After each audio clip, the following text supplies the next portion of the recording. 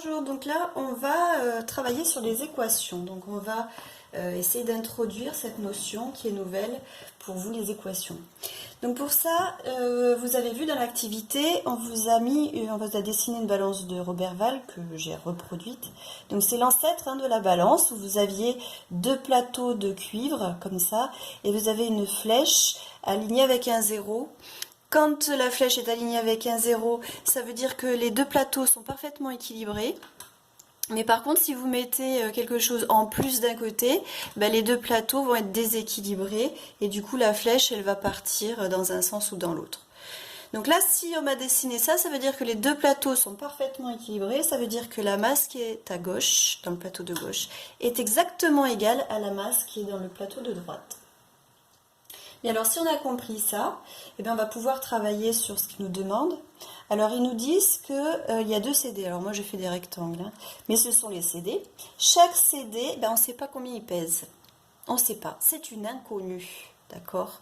Et comme on ne sait pas, on va donner un nom à cette inconnue. Ils me disent, eux, de l'appeler M, cette masse. Donc, la masse d'un CD, on va l'appeler M.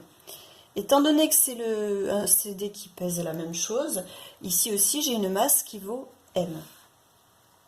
Donc, qu'est-ce qu'il y a dans le plateau de gauche? Il y a M plus M, donc vous savez qu'à gauche il y a 2M. Qu'est-ce qu'il y a dans le plateau de droite? Il y a des poids de 100 grammes, 50 grammes et 30 grammes, ce qui fait un total de 180 grammes. Donc il y a 180 grammes dans le plateau de droite. En déduire une équation, étant donné que les deux plateaux sont parfaitement équilibrés, ça veut dire que la masse de ce qui est à gauche est parfaitement égale à la masse de ce qui est à droite. Donc ça veut dire que je mets un égal entre les deux plateaux. Voilà, et ce qu'on vient de faire ici, ça s'appelle écrire une équation. C'est-à-dire qu'on écrit un truc où il y a du égal, donc on écrit une égalité, où il y a des choses à gauche, des choses à droite, et il y a une lettre qui désigne un nombre inconnu qu'on va chercher. Donc ça, c'est typiquement une équation. Alors après, le truc, c'est qu'il va falloir résoudre l'équation. Et ça demande de la technique qu'on va étudier. D'accord? Alors après, question 2. Est-ce qu'un CD peut peser 50 grammes? 50 plus 50, ça fait 100, c'est pas égal à 180. Donc 50 grammes, c'est pas possible. Est-ce qu'un CD peut peser 120 grammes? Eh bien, 120 plus 120, ça fait 240. 240, c'est pas égal à 180, donc c'est pas possible, 120. Est-ce qu'un CD peut peser 90 grammes?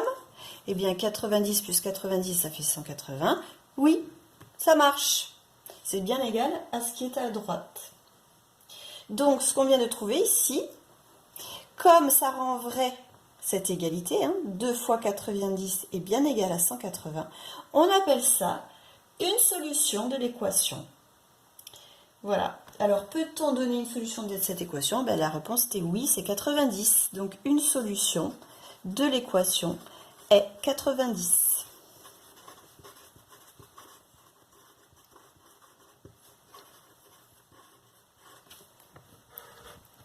Voilà.